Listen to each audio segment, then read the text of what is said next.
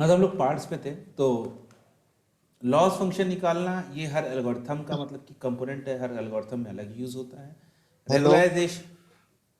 हाँ अभिषेक, सर, मेरी आवाज आ रही है? आ रही है। सर वो कुछ नहीं, वो जब वो कैमरा वैमरा वो सर थोड़ा कैमरा वो चेक कर रहा था तो वो कैमरा खराब हो गया सर। वो ब्लैक ब्लैक आ रहा होगा।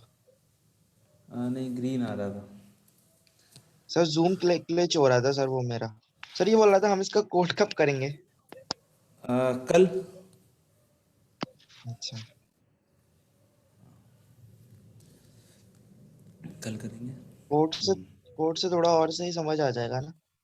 नहीं, कोड तुम जैसे ही देखोगे तुम ये सब भूल जाओगे। लोग हैं, कौन पढ़े रेगुलराइजेशन।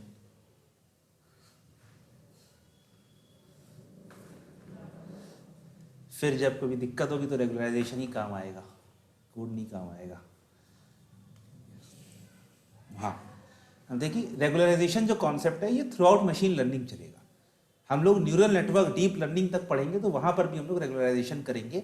वहाँ पर एक डिफरेंट फॉर्म का रेगुलराइजेशन करेंगे, वहाँ पर उसे ड्रॉप आउट बोलते हैं। और ये L1 और L2 हम लोग वहाँ भी लगा सकते हैं, L1 और L2 हम लोग कहीं भी लगा सकते हैं। जहाँ पर भी हमें एक बार ऑप्टिमाइजेशन के लिए वेक्टर्स बनाने हैं, वेक्टर्स को ढूंढना है, वहाँ पर हम लोग L1 L2 लगा सकते हैं। L1 की खासियत ये है कि हमें स्पार्सिटी मिल जाती है, जो लेस इंपॉर्टेंट फीचर्स होते हैं वो ज़ीरो हो जाते हैं। L2 में ऐसा नहीं होता है। तो जहाँ पर आपको टाइम की कमी है प्रिडिक्शन में, वहाँ पर आप L1 लगाइए, और जहाँ पर टाइम है आपके पास तो वहाँ पर L2 लगाइए, चाहे L1 L2 दोनों लगाइए।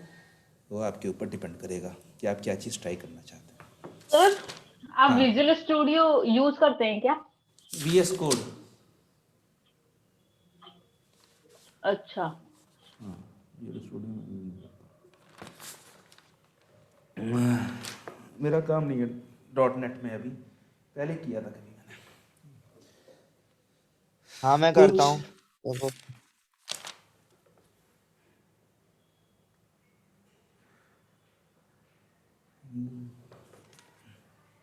चलो आगे एक चीज़ हम लोग और देख लेते हैं, कोलिनियरिटी, नॉन कोलिनियरिटी और फीचर इंपॉर्टेंस पर एक चीज़ और पढ़ लेते हैं। फिर उससे आपकी सारी चीज़ें खत्म हो जाएंगी, फिर बचेगा नहीं लॉजिस्टिक इक्वेशन। तो पहली बात है फीचर इंपॉर्टेंस। इसके बारे में हम लोगों ने लीनियर रिग्रेशन में भी बात करी थी, KNN में भी बात करी थी। KNN में हम लोग फीचर इंपॉर्टेंस निकालते थे फॉरवर्ड सिलेक्शन करके, याद है क्या होता था? Forward feature selection. Yes sir, उसमें क्या खुद था हम से लोग देखते थे। अरे करते क्या थे, खुद से तो देखते थे, क्या करते थे?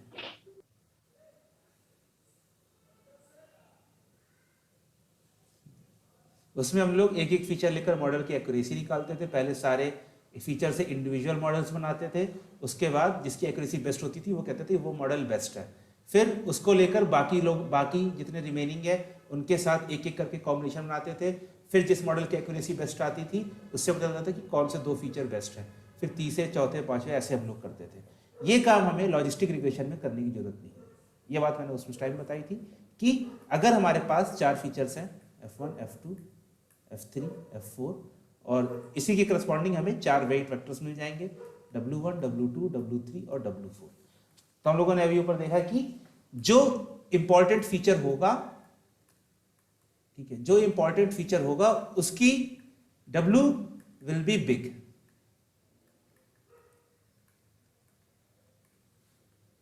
उसमें जो W की वैल्यू होगी, मतलब अगर मान लो कि मुझे जेंडर प्रिडिक्ट करना है, ठीक है, मुझे जेंडर प्रिडिक्ट करना है, तो मेरे पास फीचर्स हो गए हेयर लेंथ, ठीक है, हाइट, स्किन कलर। तो इन तीनों में से सबसे इंपॉर्टेंट फीचर कौन सा है?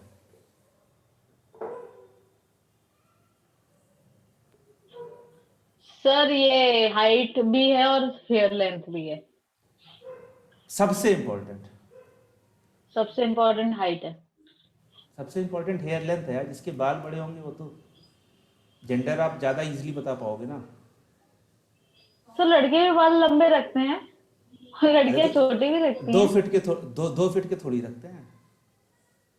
मैं एक एक बंदे का नहीं कर रहा हूं, मैं एवरेज, अगर आप बाजार में खड़े हो जाओगे और सबके सर देख के बताना चाहो तो आप हाइट देख के बताओगे कि हेयर लेंथ देख के बताओगे?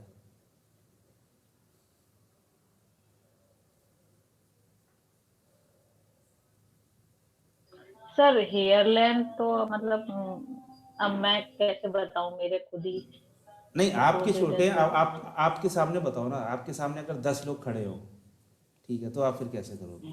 तो सर हेयर लेंथ बोल सकते हैं। हाँ, तो हेयर लेंथ सबसे इंपॉर्टेंट है। हाइट है, बट हाइट उतना ज़्यादा नहीं है जितना हेयर लेंथ के कंपैरिजन में, ठीक है। और स्किन कलर तो मतलब बहुत ही कम है। एक तो बार आप सर कह हमें सकते एक हो, क्यों चुनना, हम तो दो ले सकते हैं ना। अरे हम तीनों लेंगे, लेकिन मैं बस बात कर रहा हूँ डब्लू की बड़ी वैल्यू क्या होगी। अगर मेरे पास ये 3 फीचर्स हैं तो इनके 3 करस्पॉन्डिंग W1, W2, W3 हैं, तो किसकी वैल्यू बड़ी होगी? सबसे बड़ी होगी।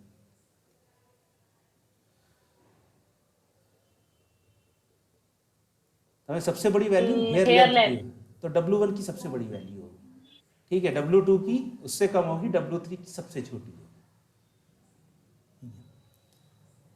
मैंने बड़ी पूछा, साइन क्या होगा W1 का?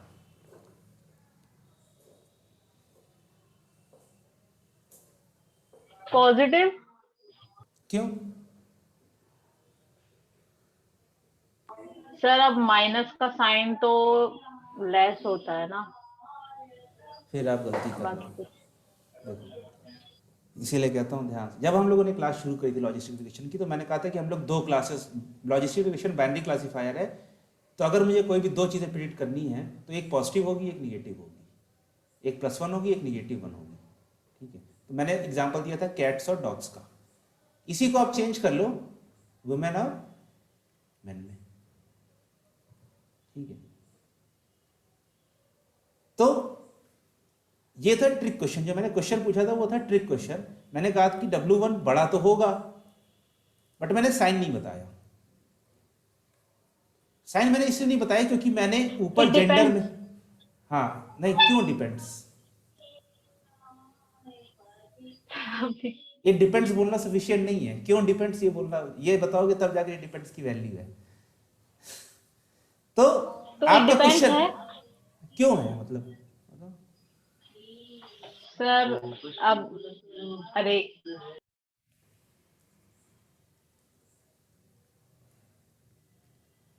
इट डिपेंड्स, रुको मुझे बोल लेने दो आप। इट डिपेंड्स कि हम विमेन को पॉजिटिव क्लास लेते हैं और मेन को निगेटिव, या फिर वॉइस वर्सा। मैंने जब ये क्वेश्चन पूछा तो मैंने ये नहीं बताया कि मेन मेरे पॉजिटिव है या मेन निगेटिव है, ना मैंने बताया कि वुमेन पॉजिटिव है कि निगेटिव है। मैंने बस आपसे पूछ लिया साइन क्या होगा। तो आपको सोचना चाहिए कि लॉजिस्टिफिकेशन की क्लास फिर से याद करो, जब शुरुआत हुई थी तो मैंने कहा था कि अगर +1 क्लास रहती है तो WTX की वैल्यू पॉजिटिव आती है, और अगर -1 क्लास रहती है तो WTX की वैल्यू निगेटिव आती है। अब ये बड़ा तो होगा, W1 बड़ा तो होगा, बट ये पॉजिटिव होगा कि निगेटिव होगा, ये डिपेंड करेगा कि आपकी विमेन की क्लास पॉजिटिव है या मेन की क्लास पॉजिटिव है।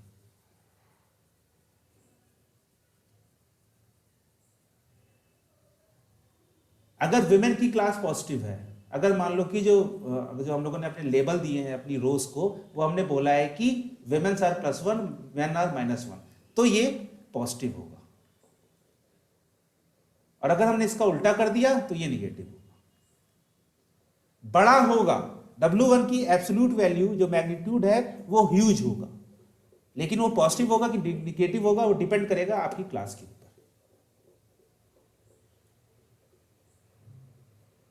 क्योंकि हाई लेंथ मतलब कि विमेन की तरफ है, तो वो अगर विमेन पॉजिटिव है तो ये W1 पॉजिटिव होगा, अगर विमेन निगेटिव है तो ये W1 निगेटिव होगा।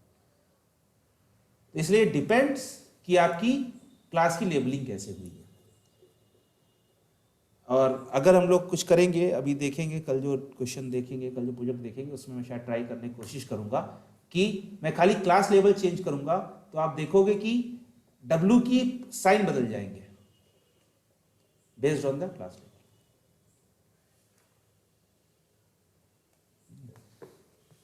तो ये एक चीज हो गई है कि इंपॉर्टेंट फीचर्स हमें मिल सकते हैं लॉजिस्टिक रिग्रेशन में कैसे, डायरेक्टली, कि हम लोग को जो फीचर इंपॉर्टेंस हम लोगों को मैनुअली निकालनी पड़ी थी KNN में, वो हमें सिंपल हम लोग W1 W2 W3 इनकी एब्सोल्यूट वैल्यूज को सॉल्व कर लेंगे। तो उससे हमें पता चल जाएगा कि कौन सा फीचर सबसे ज्यादा इंपॉर्टेंट है, कौन सा फीचर कम इंपॉर्टेंट है।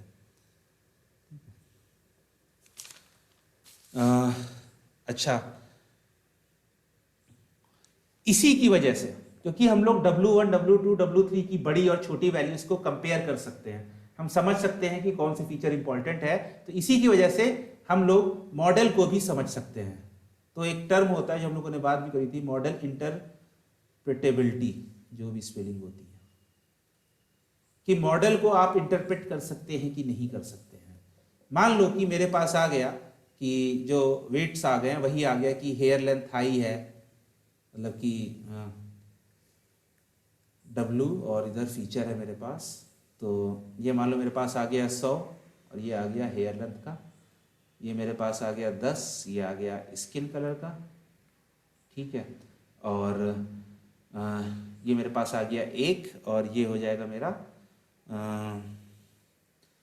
नेल साइज, मान लो ये फीचर होता है, ठीक है। तो मैं इसको देख के समझ सकता हूं कि मेरा मॉडल उसे विमेन या मेन क्यों बता रहा है, वो हेयर लेंथ को सबसे ज्यादा देख के बता रहा है। मैं ये देख सकता हूं कि वो नेल साइज को बिल्कुल ही इग्नोर कर दे रहा है, उससे कोई वैल्यू नहीं पड़ रही है, हेयर लेंथ उसके लिए बड़ी चीज है। मतलब तो मैं अपने मॉडल के वेट के वेक्टर्स को देखकर ये चीज समझ सकता हूं कि मेरा मॉडल किस तरह से प्रिडिक्शन कर रहा है। न्यूरल नेटवर्क में आप जाओगे तो आपको समझ ही नहीं आएगा कि वो किस तरह से प्रिडिक्शन कर रहा है, क्या चीज देखी उसने। लॉजिस्टिक रिग्रेशन में मैं देख सकता हूं कि मैंने क्या चीज देखी है। तो अगर जैसे मेडिकल फील्ड है तो वहां पर logistic regression will be a good मतलब कैंडिडेट, क्योंकि डॉक्टर को समझ में आना चाहिए कि उसने क्यों ये चीज देखी है, क्यों उसकी जो उसने जो भी, मान लीजिए आपने एक्सरे लिया, एक्सरे को उसने एक अपने मशीन लर्निंग एल्गोरिथम में डाला और उसने बोल दिया कि कैंसर है, तो क्यों है कैंसर, तो उसे दिखाना चाहिए कि भाई कि इस पॉइंट की वजह से कैंसर है। तो इसीलिए मॉडल इंटरप्रेटेबिलिटी भी इसकी हाई है, और ये हम लोग आराम से खाली वेक्टर्स को देखकर समझ सकते हैं कि हमारा जो फीचर्स है कौन सा फीचर इंपॉर्टेंट है, कौन सा फीचर नॉट इंपॉर्टेंट है। तो ये एक खत्म हो गया है। इसके बाद ये जो जितनी बातें मैंने करी हैं कि भैया कि अगर फीचर इंपॉर्टेंट होगा, ठीक है, तो W हाई होगा, अगर फीचर लेस इंपॉर्टेंट होगा तो W लो होगा। तो क्या ये हमेशा जरूरी है?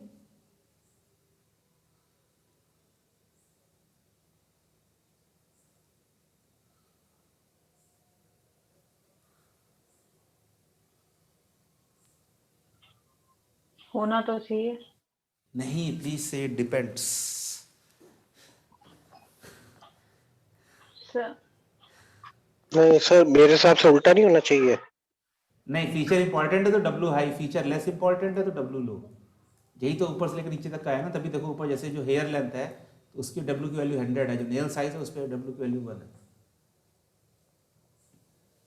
सर ये तो होना चाहिए, मगर इट डिपेंड्स ऑन डेटा ना, ऐसे मतलब हाँ, मतलब ये इट तो depends on data, but data की कोई प्रॉपर्टी। हाँ सर, ये तो हम चाहते ही है, इसी के बेसिस पे तो हम काम कर रहे हैं। नहीं नहीं नहीं नहीं, हम इस बेसिस पे काम नहीं कर रहे हैं। ये हमने प्रिडिक्ट करने के बाद जब W को हमने एनालाइज किया तो हमने उसे आइडेंटिफाई किया था कि ये ऐसा होता है। ये हम लोगों ने ये चीज, अजम्पशन हमारी नहीं थी, अजम्पशन हमारा बस एक था कि the points are almost linearly separable. जैसे कि सर हमने एक डेटा दिया, हाँ अपन ने स्टार्टिंग में उसकी XI और YI मतलब पहले से उसकी हमने डिफाइन कर दी है, मतलब कांस्टेंट है, मतलब चेंज नहीं कर सकते हम उसे, हाँ, वो प्रीडिफाइंड है। तो डेटा आ गया तो फिक्स हो गया। हाँ हाँ फिक्स हो गया प्रीडिफाइंड। तो अब जो हम चेंज कर सकते हैं, जिस पे काम होगा वो होगा W। हाँ तो अभी आपने कहा कि फीचर इंपॉर्टेंट है तो W ज्यादा होगा, फीचर लेस इंपॉर्टेंट है W हाँ कम होगा। हाँ तो अब ये डेटा के हिसाब से वेरी करेगा। ठीक है, बट ओके। सही है ना सर? अब ये डेटा के हिसाब से वेरी करेगा, नहीं, डेटा के हिसाब से तो हमेशा वेरी करेगा डब्लू। फीचर्स के हिसाब से वेरी करेगा, फीचर्स के हिसाब से भी डेटा हमेशा और वेरी फीचर। करेगा। डेटा और फीचर सेम ही चीज़ है, मतलब दे आर नॉट डिफरेंट। हम्म। तो सर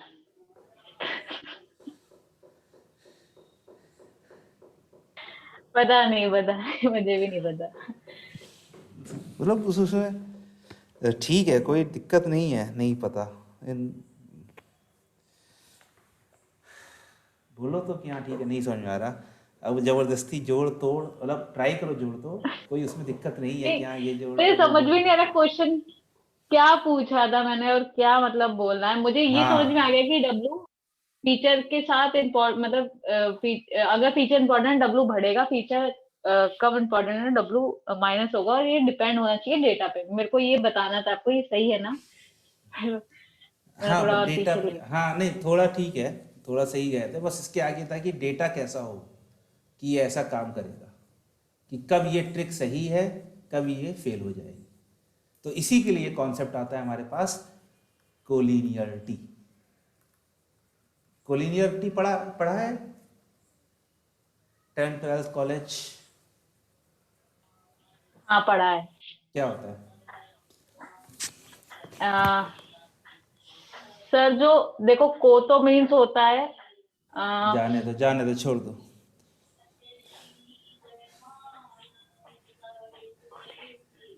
कोलिनियर। यार आप बहुत सिंपल, अगर कुछ नहीं बोलते ना, ये बोल देते कि 3 पॉइंट अगर लेन लाइन में है तो वो कोलिनियर है। कोलिनियर। हाँ तो हाँ ये सर, को, ये सब नहीं पता तो ये है को हमें। कहाँ से आ गया? तो को कहाँ से आ गया कि को अगर ऐसे होता तो को का मतलब ये सर होता है। लीनियर तो मतलब होता है कि इन अ सिंगल लाइन, ये सब कभी नहीं होता लीनियर का मतलब, इन लीनियरली। सिंगल लाइन ना। सर लीनियर तो लीनियर मतलब कभी नहीं होता इन सिंगल लाइन।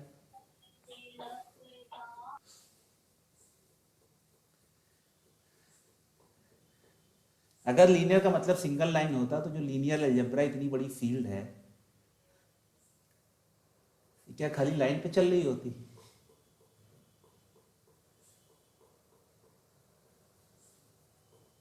नहीं ना।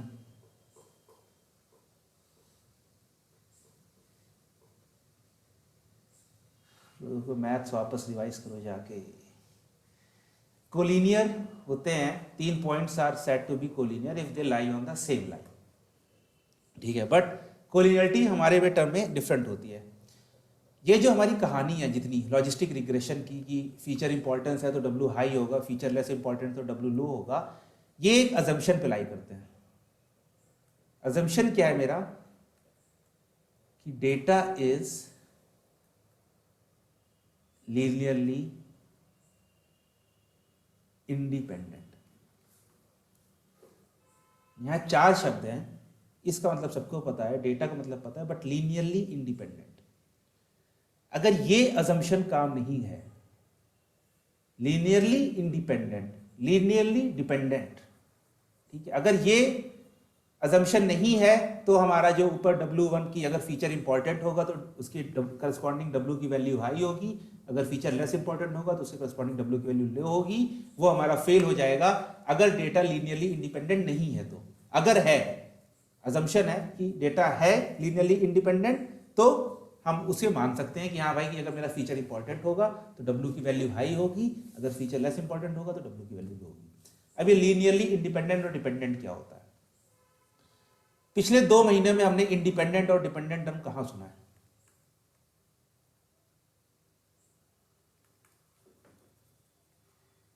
जिसके 26 जनवरी ना बोलना।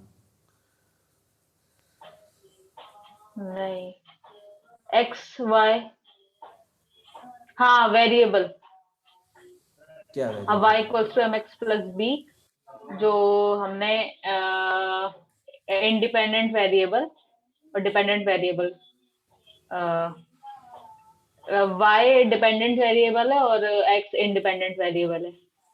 हाँ सही, इस बार सही जवाब एकदम, इस बार एकदम बहुत सही सुनने के जवाब। बाद सही आता है।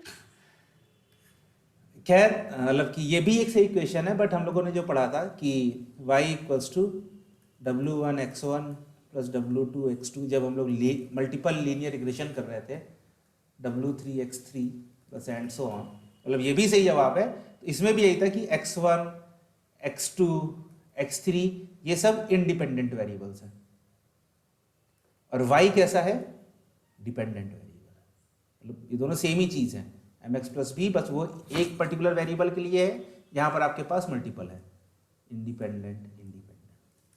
तो अगर आप यहीं से सोचो तो यहीं से आपको समझ में आ जाता है कि y इक्वल टू डब्लू समथिंग, डब्लू ना कहो, इसे a कह लो, a into something plus b into something plus c into something.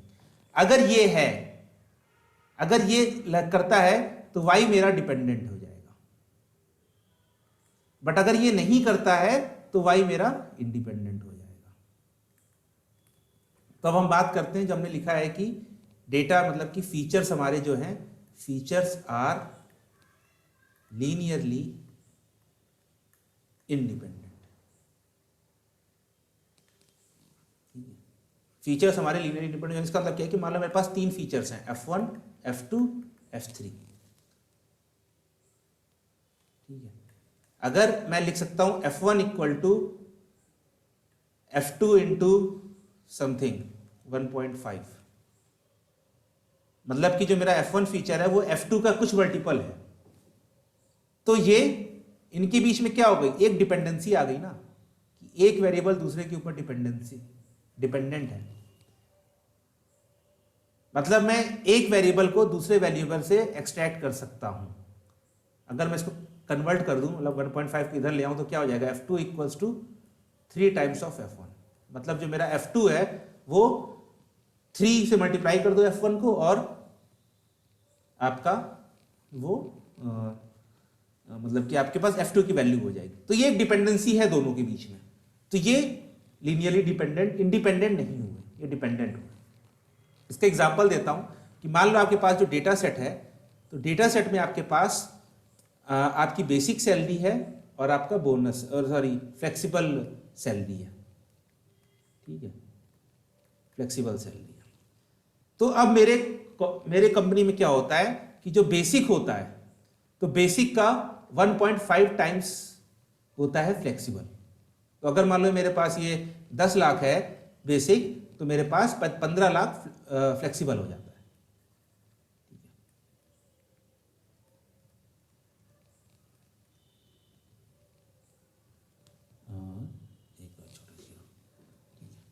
तो और मान लो यहाँ पर इसके आगे मेरा CTC है, या फिर और जितने भी मतलब कि मेरा एजुकेशन क्वालिफिकेशन क्या है, मेरी ये सब कहानी आ जाती है। अगर मेरे पास ये डेटा सेट है, तो मेरे पास ये दोनों कॉलम, बेसिक कंपोनेंट और फ्लेक्सिबल कंपोनेंट, ये दोनों डिपेंडेंट है। तो जब इस तरह का केस आ जाएगा, जब आपके डेटा सेट में कोई 2 कॉलम रिलेटेड आ जाएंगे, 2 related columns in data set, तो आपके डेटा सेट में कोलिनियरिटी आ जाएगी। और जब इसी को कहते हैं कि 2 रिलेटेड कॉलम डेटा सेट में आ जाए, कोलिनियरिटी आ जाए, इसका मतलब क्या है कि मैं किन्हीं 2 फीचर्स को f2 इक्वल टू a, मान लो ये मेरा कोई कांस्टेंट है, a into f1 plus b, किसी चीज से मल्टीप्लाई करके कुछ ऐड करके मैं दूसरा फीचर ले आता हूं, तो इनके बीच में डिपेंडेंस है।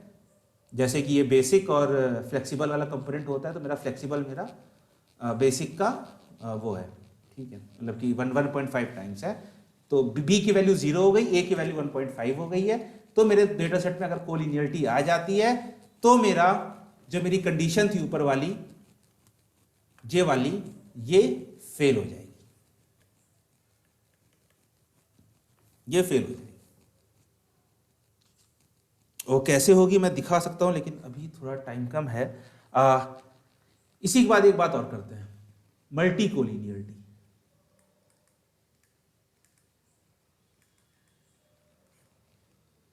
ये क्या होता है? कोलिनियरिटी होती है आपके दो फीचर्स के बीच में, F1 F2 F3 F4 F1 F20, मतलब सिर्फ दो फीचर्स के बीच में। मल्टी कोलिनियरिटी होती है आपके मल्टीपल फीचर्स के बीच में। एग्जाम्पल के तौर पर जो मेरा CTC होता है वो होता है बेसिक प्लस फ्लेक्सिबल प्लस यहां पर एक कॉलम है बोनस, जो हर साल का मुझे बोनस मिलता है। ठीक है, तो मेरा CTC क्या होता है? मेरा CTC होता है CTC equal to basic plus 1.5 times of basic plus bonus, और ये मेरे पास होता है, ये हमारा होता है फ्लेक्सी कंपोनेंट। ठीक है, तो अब मेरा ये कॉलम 1 और 2 और 3 कॉलम्स पे डिपेंड कर रहा है। मतलब मैं इसे ऐसे लिख सकता हूं कि F1 equal to A into F2 plus B into F3 plus C into F4 plus and so on plus D। मेरा एक column, one column is dependent on multiple columns, or one column can be generated from different columns but different multiple columns।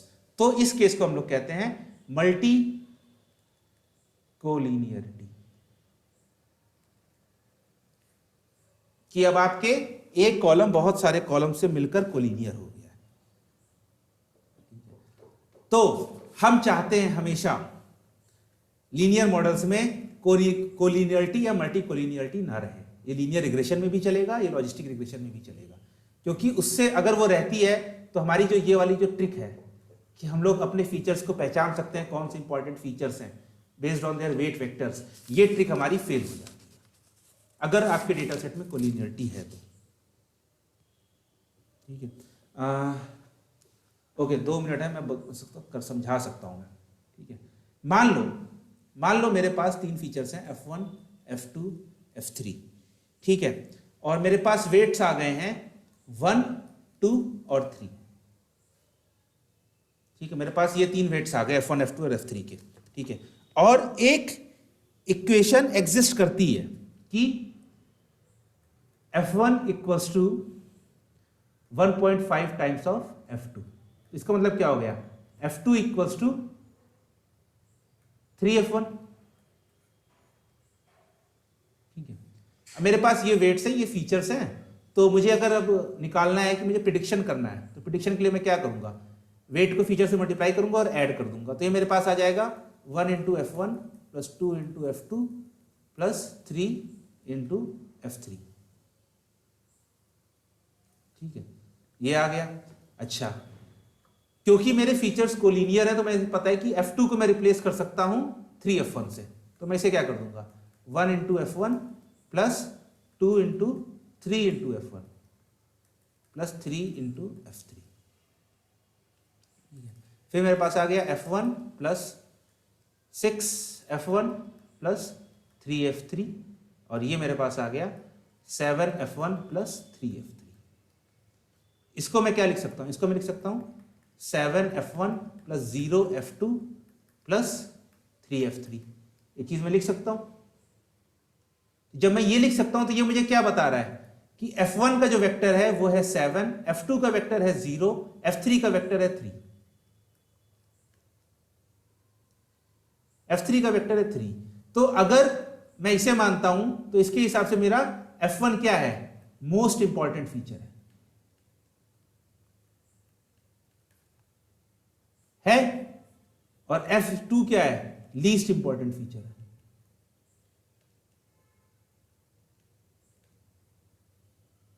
क्योंकि F2 तो exist ही नहीं कर रहा, 0 हो गई उसकी वैल्यू, मतलब F2 तो कोई इंपॉर्टेंट है ही नहीं।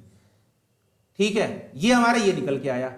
लेकिन जब हमने अपना ट्रेनिंग करी थी तो हमने क्या पाया कि F1 लीस्ट इंपॉर्टेंट है, F3 मोस्ट इंपॉर्टेंट है। क्यों? क्योंकि F3 की वैल्यू सबसे बड़ी थी, F1 की वैल्यू सबसे छोटी थी। यहां पर F1 की वैल्यू सबसे बड़ी हो गई और F3 की वैल्यू सबसे छोटी हो गई। तो हम अब अपने W1, W2, W3 की वैल्यूज पे भरोसा नहीं कर सकते।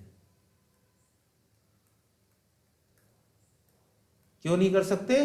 क्योंकि उनके बीच में कोलिनियरिटी आ गई थी, उनके दो फीचर्स के बीच में रिलेशनशिप आ गई थी। तो अगर आपके डेटा सेट में कोलिनियरिटी या मल्टी कोलिनियरिटी है, तब फिर आप वेट वेक्टर्स के ऊपर भरोसा नहीं कर सकते हो। सेम दिक्कत आती है आपकी लीनियर रिग्रेशन में भी, वहां पर भी सेम कॉन्सेप्ट लगता है। तो इसीलिए जहां कहीं भी लीनियर मॉडल्स लगेंगे, वहां पर हम पहले लीनियर इंडिपेंडेंस देखेंगे कि हमारे जो फीचर्स हैं वो लीनियर या कोलिनियर या मल्टी कोलिनियर तो नहीं है। अब लगभग सब कुछ खत्म हो गया है लॉजिस्टिक रिग्रेशन में। कल हम लोग कोड देखेंगे कैसे होगा। मैं ट्राई करूंगा कि मैं बना लूं, और उसके बाद, क्योंकि 1 घंटे में खुद के लिख के करने से अच्छा है कि मैं पहले बना के रखूं, फिर उसको रिव्यू करेंगे हम लोग कैसे लिखा है। ठीक है। Okay sir. सर मुझे कुछ पूछना है। हाँ पूछो।